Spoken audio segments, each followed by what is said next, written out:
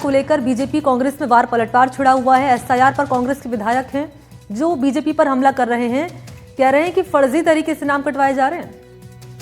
कांग्रेस विधायक रफीक खान इनका नाम है। रफीक खान कह रहे हैं कि फर्जीवाड़ा करने वालों पर एफआईआर हो। निर्वाचन आयोग पर भी निशाना रफीक खान साध रहे हैं, ये कहकर कि जरूरत पड़ी तो ईसी के खिलाफ यानी इलेक्शन कमीशन के खिलाफ वो कोर्ट जाएंगे। और इन आरोपों पर बीजेपी ने जवाब दिया है। बालमुकुंद आचार्य हैं, विधायक हैं बीजेपी के, रफीक खान पर पलटवार कर रहे हैं कि कांग्रेस के पास जब कोई मुद्दा नहीं है तो सिर्फ 4 लोगों की पार्टी है कांग्रेस। मैं कांग्रेस विधायक और कांग्रेस के हमारे दोनों ब्लॉक अध्यक्ष ही खड़े हैं यहाँ पर, ये एक एडवोकेट भी है ब्लॉक अध्यक्ष। हम पूरी कानूनी कार्रवाई करेंगे। जिन आदमियों के फर्जी नामों से एप्लीकेशन लगाई है उन पे भी कार्रवाई करेंगे, और जिन्होंने ये साइन किए हैं, ओरिजिनल साइन हमने पकड़ लिए हैं। ये रवि नैयर जी ने साइन किया है और इस पे लिखा है कि 1 साल तक की कारावास की सजा हो सकती है। मैं पूरी कार्रवाई करूंगा, मुकदमा भी दर्ज कराऊंगा और कोर्ट में भी कार्रवाई करूंगा। इलेक्शन कमीशन के ऊपर भी कार्रवाई करेंगे ताकि इस तरीके की कार्रवाई दूसरी जगह न हो। चुनाव आयोग को लेकर कुछ ऐसी मिथ्याएं फैलाई है, तो देखिए कांग्रेस और कांग्रेस के लोगों का हमेशा कहा करता हूं, ये 4 लोगों की सिमट के एक पार्टी रह गई है इन्हीं हरकतों से। मम्मी बेटा और जीजी जिया जी 4 लोग इस पार्टी के मुख्य सदस्य हैं, और इन 4 लोगों की पार्टी की स्थिति आपको पता है। ताजा ही अभी रिजल्ट महाराष्ट्र में आया है, बिहार का आया है। ये इस प्रकार की मिथ्याएं फैलाकर देश और प्रदेश में ये चाहते हैं कि लोगों के हृदय में जगह बना लें। देवतुल्य जनता के हृदय में जगह बनाने के लिए काम करना पड़ता है। आपके पास कोई विषय है तो मुद्दों की लड़ाई लड़िए।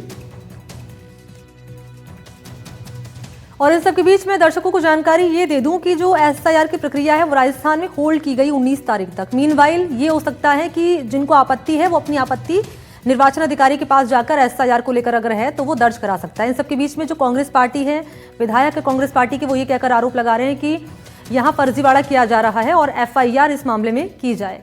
तो विश्वास इस वक्त हमारे साथ मौजूद है। विश्वास, कांग्रेस जो है कोई मौका नहीं छोड़ रही है बीजेपी पर निशाना साधने को लेकर, और अब तो ईसी को भी कटघरे में ला दिया है रफीक खान की ओर से कि अगर जरूरत पड़ी तो ईसी के खिलाफ भी कोर्ट में जाएंगे। लेकिन बीजेपी कह रही कि कोई मुद्दा नहीं मिल रहा है तो जो एसआईआर को पकड़ लो, उसी को लेकर निशाना साध रहे हैं। जी देखिए, लगातार एसआईआर को लेकर के जो विपक्ष और पक्ष के बीच में घमासान है, राजनीतिक सरगर्मी है, वो लगातार बनी हुई है। न केवल राजस्थान बल्कि देश में जहां जहां पर एसआईआर हुई वहां पर भारतीय जनता पार्टी पर आरोप लगाए और इलेक्शन कमीशन पर आरोप लगाए हैं कांग्रेस ने और अन्य विपक्षी दलों ने। राजस्थान में एसआईआर का जो फर्स्ट ड्राफ्ट रोल है वो प्रकाशित हुआ था। उसके बाद में 15 जनवरी तक आपत्तियां लगाने का समय दिया गया था, इसे अब बढ़ाया गया है। 19 जनवरी तक आपत्तियां लगाई जा सकती हैं। लेकिन लगातार कांग्रेस की ओर से आरोप लगाया जा रहा है कि जो कांग्रेस समर्थित वोटर हैं, जो कि कांग्रेस की विचारधारा से जुड़े हुए वोटर हैं और खास समुदायों के वोटर हैं जिनको परंपरागत रूप से कांग्रेस का वोट बैंक माना जाता है, उनके नाम जो है हटाए जा रहे हैं अब मतदाता सूची से। और इसके लिए दबाव बनाया जा रहा है बीएलओस पर, ईआरओस पर, आरओस पर जो दबाव है वो लगातार बनाया जा रहा है, और भाजपा के कार्यकर्ता और जो नेता हैं वे दबाव बना रहे हैं। इसी को लेकर के रफीक खान ने सीधे तौर पर उनके सामने जो विधानसभा चुनाव में भाजपा के प्रत्याशी रहे रवि नैयर, उनके ऊपर आरोप लगाया है और कहा है कि उन्होंने अपने साइन करके और उन्होंने जबरदस्ती दबाव बनवाकर ये जो आपत्तियां हैं ये दर्ज करवाई हैं और नाम काटने के लिए आपत्तियां दर्ज करवाई हैं। वहीं आपको बता दें कि चुनाव निर्वाचन विभाग ने आंकड़े जारी किए थे, उस आंकड़े के हिसाब से करीब 18,896 नाम कटवाने के लिए भारतीय जनता पार्टी की ओर से आपत्ति दी गई है। वहीं कांग्रेस की ओर से केवल 2 नाम हटवाने के लिए आपत्ति दी गई है। वहीं अगर हम बात करें नाम जुड़वाने के लिए तो दोनों ही पार्टी ने मिलकर 478 कुल नाम जुड़वाने के लिए आपत्तियां और आवेदन दिए हैं। हालांकि अभी 19 तारीख तक आपत्तियां और आवेदन स्वीकार किए जा रहे हैं, तो उसके बाद देखना होगा कि कितने कुल नाम जो है वो शामिल हो पाते हैं, कितने नामों के लिए आपत्तियां दी जाती है। बीएलएस बूथ लेवल एजेंट के जरिए राजनीतिक पार्टियां जो है वो आपत्ति दे रही है, लेकिन फिलहाल इस पूरे मामले पर राजनीतिक सरगर्मी बढ़ी हुई है।